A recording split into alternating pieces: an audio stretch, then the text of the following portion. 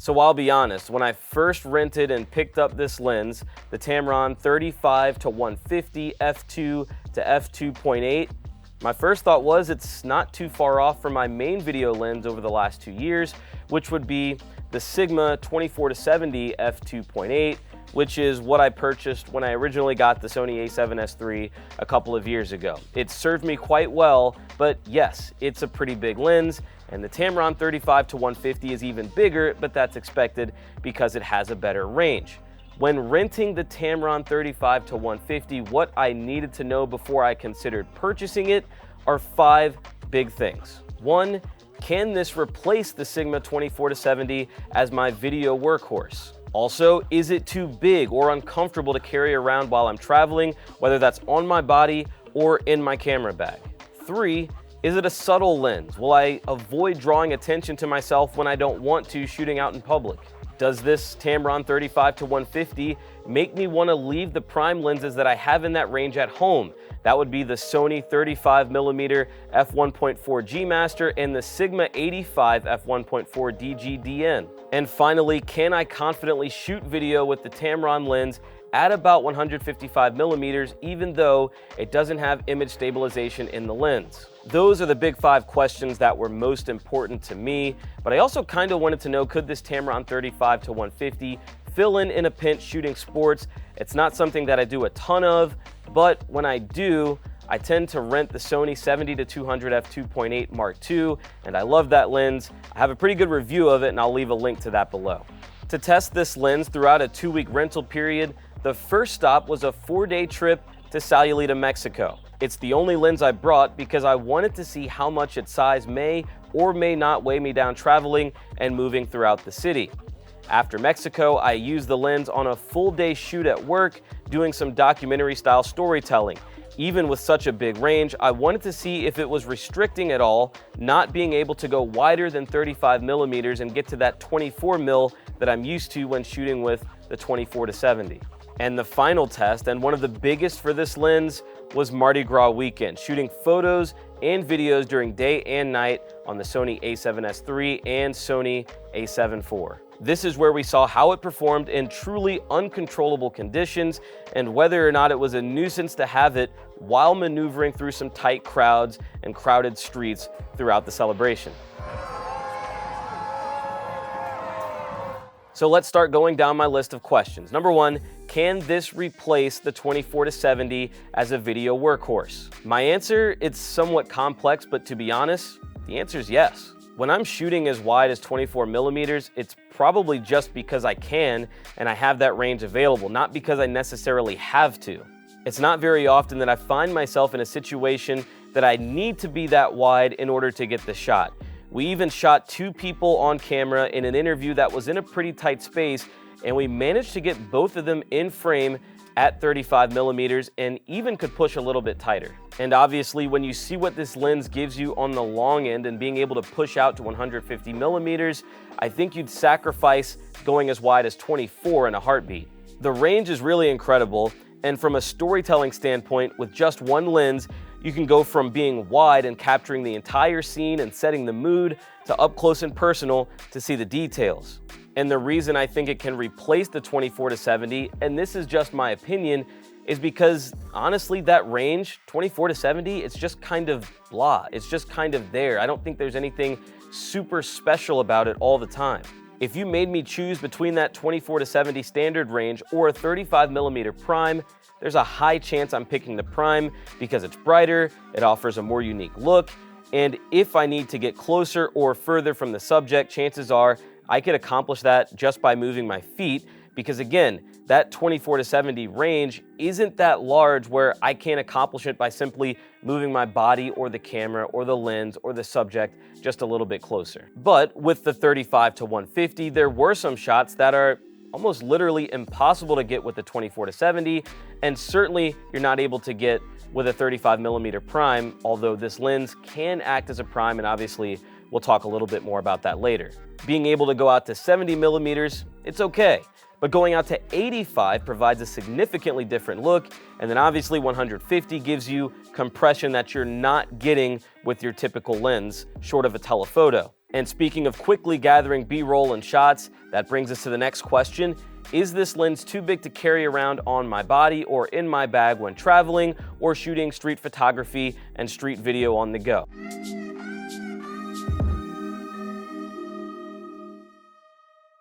This is a big one, pun intended. And after a while, I revisited what I thought to myself at the beginning, that this wasn't too far off from the Sigma 24-70. And actually, yeah, there's a pretty big difference in size here. Still, the range makes it worth it to me. And to answer the question, no, it's not too big to carry while traveling in Mexico or abroad, or on the packed streets of New Orleans during Mardi Gras, so it probably will fit your needs too. It didn't take me too long to get used to it, even if that meant it had to sit in my lap or kind of hang off my shoulder to the side while I'm eating a meal. And the fact that just bringing the 35-150 meant I'm not bringing a 35 or 85 prime, that does save a little bit of space in my camera bag that would usually be taken up by two lenses, even if those lenses are a little bit smaller than this one. As far as using it in tight quarters, yeah, you're probably gonna turn some heads. Once you extend the barrel out, the 35-150 really starts to show its size, even beyond what was already a pretty big package down at 35 millimeters. And in terms of balance, the extended barrel did take some getting used to when using it on the telephoto end at 150 millimeters. Still, the results were great, and I think the variety that you can capture justifies the size of the Tamron lens. There wasn't a shot that felt out of reach, which is a great feeling when you want to compose your shots in some different ways, but also not slow down the group you're traveling with. I took a lot of photos standing in one place while also getting different results. Even sitting at the breakfast table and taking photos of the people I was with and the food, yeah, I was that guy, I was able to get what I needed. Ready? Yeah, don't kill us. And that brings us to the next question. When you're out, when you're traveling, when you're shooting, when you're in a pretty relaxed environment, is this lens subtle? Is it going to draw too much attention to you when you don't want it? I would say the lens is more subtle than most, but ultimately no. You're gonna draw attention. I mean, it's a big lens. Compared to the white barrels of many telephoto lenses, it stands out less because it is a black lens like your camera body, but still, it's far from subtle. Taking some video in a coffee shop in Mexico, I felt a little ridiculous sometimes. Someone probably thought I was there shooting a documentary. But again, the trade-off is I stand in one spot and capture every shot I need. On the wide end, we get to see the vibe of the coffee shop, and on the close-up end, I can see the coffee making process and those details if that's the story that I'm trying to tell.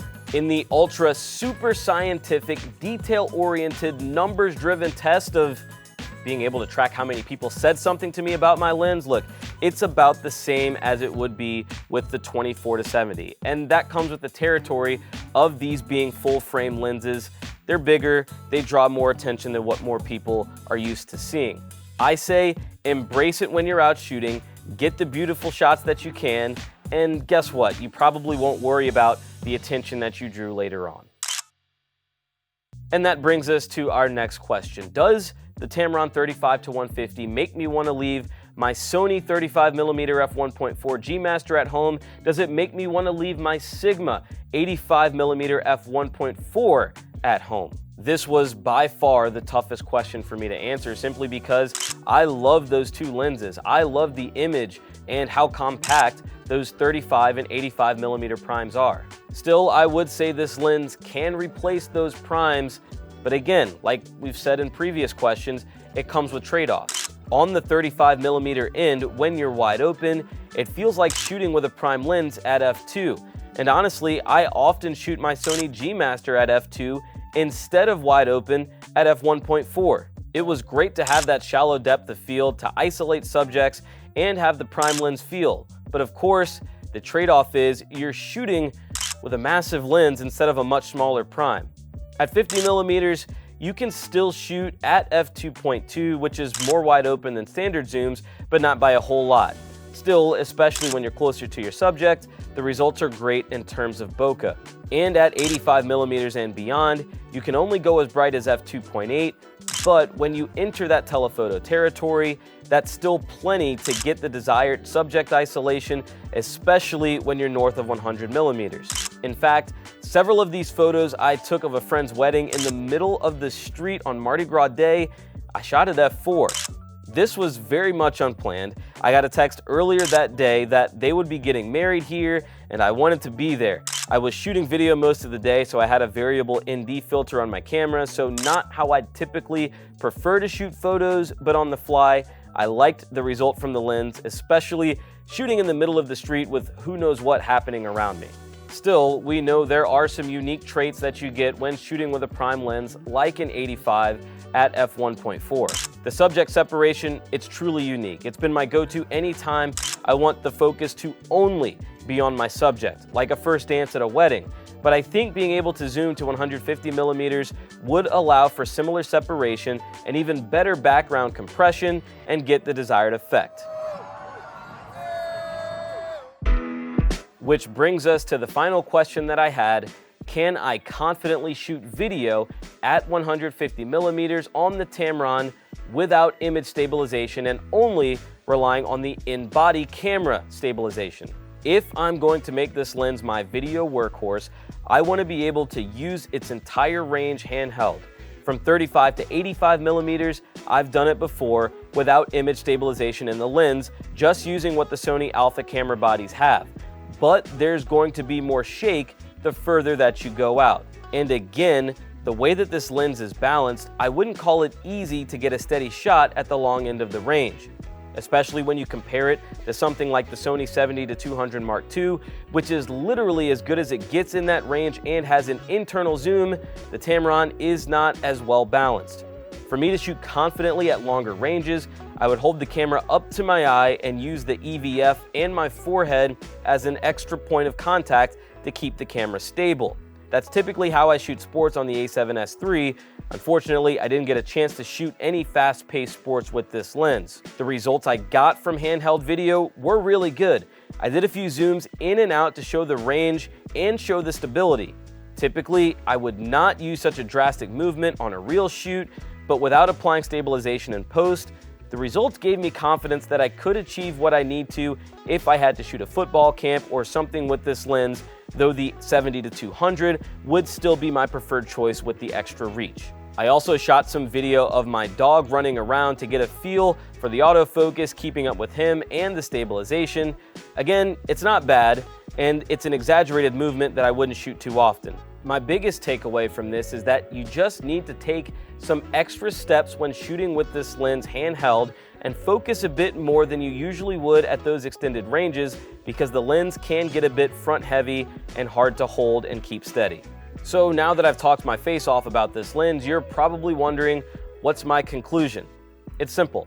I'm gonna buy it. I don't know if I'm gonna buy it right now, but I will buy this lens in the coming months. For a lens that I want to travel with and use day-to-day shooting for fun, I'd give it an 8 out of 10, only docking points for its size, but I really don't know that that's fair, because of course it's going to be large, given its range from 35 to 150. As a lens that I would use for work, for photos or video, honestly, I give it a 10 out of 10. You really don't need to change lenses, which is huge for anyone that shoots weddings.